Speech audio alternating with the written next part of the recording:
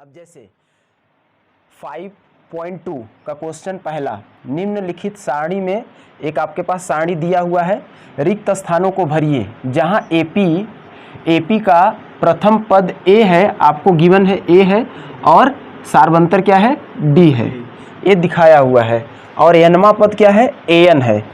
तो यहाँ पे आप क्वेश्चन को कैसे समझेंगे कि देखिए पहले क्वेश्चन में ए का मान 7 दिया हुआ है, डी का मान 3 दिया हुआ है, एन का मान 8 दिया हुआ है और एन के जगह पे क्या है खाली स्थान है। इसका मतलब हमको इस क्वेश्चन 1 में एन का मान निकालना है।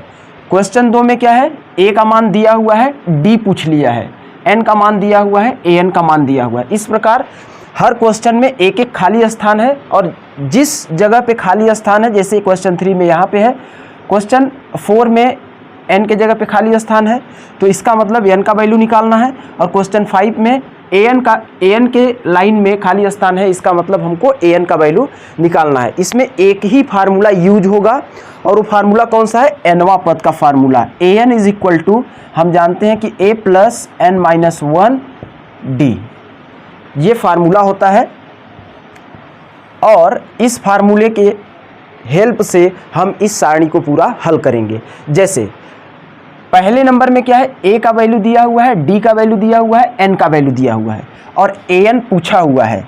क्या क्या दिया हुआ है लिख लेंगे। दिया है A is equal to 7, D is equal to 3 और एन इज इक्वल टू 8 और ए एन की वैल्यू क्या है पूछी हुई है। तो हम क्या करेंगे ए डी एन का मान हम इस फार्मूले में रखेंगे और ए एन का वैल्यू निकाल लेंगे। देखिए A N is equal to ए का मान कितना दिया हुआ है 7 प्लस एन का मान कितना दिया हुआ है 8, तो लिखेंगे एन के जगह पे क्या 8 हो जाएगा, 8 माइनस 1 और डी के जगह पे क्या दिया हुआ है, डी का वैल्यू इधर दिया हुआ है 3। इसको सॉल्व कर लेंगे, आ जाएगा हमारे पास 7 प्लस 8 माइनस 1, 7 इंटू 3 हो जाएगा 7 प्लस 7 त्रिक 21 और 21 और 7 28। तो ए एन की वैल्यू क्या आ गई हमारे पास 28। यहाँ पे क्या लिखेंगे, यहाँ पे हम लिखेंगे 28।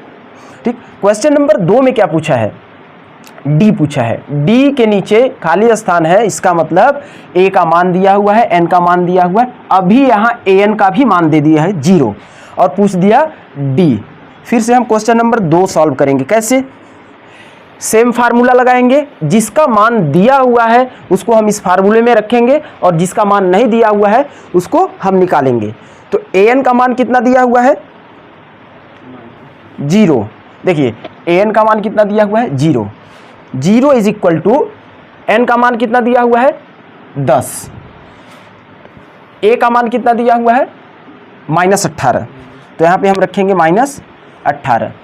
ए एन का मान 0, ए का मान -18 प्लस लिखेंगे, एन का मान 10 दिया हुआ है तो 10 लिखेंगे -1 और डी का मान ये पूछा हुआ है तो डी का मान हम यहाँ से कैसे निकालेंगे इंटू डी।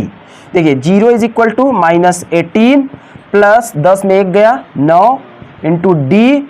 अब देखिए इसको इस साइड जब हम पक्षांतर करेंगे तो क्या हो जाएगा +18 इज इक्वल टू 9D और इसका जब पक्षांतर करेंगे तो 18 divided by 9 into is equal to d और डी का मान इसको आप कैंसिल कर लेंगे तो डी का मान 9 1 जा 9, 9 2 जा ये 18, तो आ जाएगा डी का मान 2। तो हम यहाँ पे क्या भरेंगे डी की जगह पे 2। इस प्रकार क्वेश्चन नंबर 3 करेंगे। ठीक, चालू है ना। ठीक, क्वेश्चन नंबर 3 को हम देखेंगे। ए का वैल्यू यहाँ पे गायब है, ए का वैल्यू निकालना है हमें, डी एन और ए एन की वैल्यू दी हुई है। देखिए किसकी वैल्यू, ए की वैल्यू हमें निकालनी है और डी की वैल्यू -3 और एन की वैल्यू 18 और ए एन की वैल्यू -5 दिया हुआ है। अब डी एन और ए एन की वैल्यू इस फार्मूले में रखेंगे और ए की वैल्यू हम निकाल लेंगे। देखिए ए एन की वैल्यू कितनी दी हुई है -5 और ए की वैल्यू ए तो हमें निकालना है, ए को सीधा ए लिखेंगे प्लस एन की वैल्यू क्या है 18 लिखेंगे, माइनस का -1 और डी की वैल्यू यहाँ पे कितना दिया हुआ है -3। इसको सॉल्व करेंगे -5 a प्लस 18 - 1, 18 में 1 गया 17 इंटू -3। यहाँ पे कई स्टूडेंट यहाँ पे कंफ्यूज हो जाते हैं और गलत कर देते हैं। देखिए यहाँ पे प्लस है और ये माइनस है, तो जब 17 का 3 से मल्टीप्लाई होगा तो ये माइनस और ये प्लस क्या हो जाएगा, a माइनस आ जाएगा, और 17 51, ये हो गया 51, और ये कितना है -5 है। अब इसका पक्षांतर करेंगे, यहाँ -51 है, इस साइड जाएगा तो -5 का सेम रहेगा, और प्लस यहाँ माइनस है तो इस साइड आके 51 प्लस में हो जाएगा, और ये कितना हो जाएगा, 51 में 5 गया, 51 - 5 कितना हो जाएगा 46। तो ए का मान कितना आ जाएगा 46। हम यहाँ पे क्या डाल देंगे, ए की वैल्यू 46। अब इसके बाद क्वेश्चन नंबर 4। क्वेश्चन नंबर 4 में क्या दिया हुआ है, क्वेश्चन नंबर 4 में ए का वैल्यू दिया है -18.9, डी का वैल्यू 2.5, एन हमें निकालना है। क्वेश्चन 4 में एन निकालना है और ए एन की वैल्यू क्या दी है 3.6। पहले लिख लेंगे a is equal to -18.9, d is equal to 2.5, n हमें निकालना है और ए एन हमें दिया हुआ है 3.6। क्वेश्चन 4 की बात मैं कर रहा हूँ।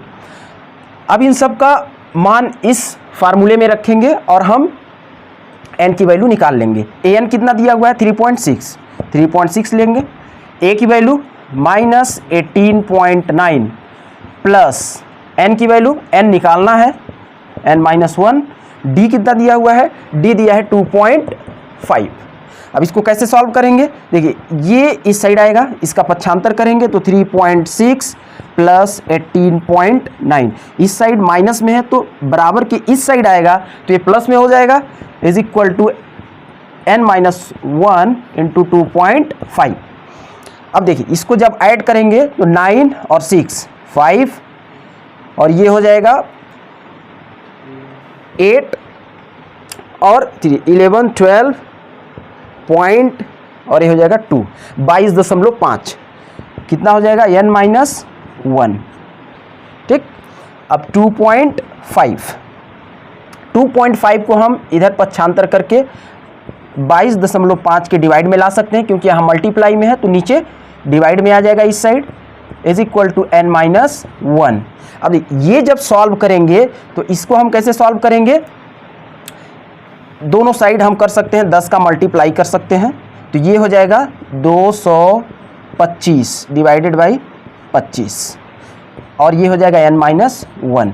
ऊपर नीचे जब 10 का मल्टीप्लाई कर देंगे तो ये हो जाएगा 225, ये हो जाएगा 25। अब ये कैंसिल कैसे हो जाएगा, सबसे पहले 5 से कैंसिल कर लेंगे, 5 जा नीचे हो जाएगा, इसका 5 से डिवाइड करेंगे तो क्या हो जाएगा 5 चौक 20, बच गया 2 5 25, 5 9 45। तो हमें ओवरऑल क्या मिला, n-1 इस साइड का इज इक्वल टू इस साइड कितना मिला 9। अब n इज इक्वल टू ये उस साइड जब पक्षांतर होके जाएगा तो 9 + 1 कितना हो जाएगा, n इज इक्वल टू 10। तो n की वैल्यू क्या आ जाएगी यहाँ पे 10, ये भी हो गया। अब क्वेश्चन नंबर 5 में देखेंगे, फिर से हमें ए एन की वैल्यू निकालनी है, ए डी और एन की वैल्यू दी हुई है, ठीक। तो इसको कैसे करेंगे देखते हैं। ए डी एन की वैल्यू दी हुई है और ए एन की वैल्यू हमें निकालनी है, जैसे क्वेश्चन नंबर हमने फर्स्ट में निकाला था। तो ए की वैल्यू कितनी दी हुई है 3.5, और डी की वैल्यू 0, और एन की वैल्यू 105, और ए एन हमें निकालना है। फिर से हम क्या करेंगे, ए एन हमें निकालना है, ए की वैल्यू कितनी है 3.5 प्लस एन कितना दिया हुआ है, एन दिया हुआ है 105, तो हम 105 रखेंगे, माइनस का 1, डी कितना दिया हुआ है, डी 0, ठीक। तो देखिए ये जीरो डी का वैल्यू 0 है, इसका मतलब क्या कि 0 का इसके साथ मल्टीप्लाई होगा तो ये पूरे टर्म को क्या करेगा, ये 0 करेगा। हमारे पास 3.5 प्लस 0 कितना हो जाएगा 3.5, और ए एन की वैल्यू कितनी आ गई 3.5, 3.5, n की वैल्यू 3.5। आई होप कि आपको समझ में आएगा।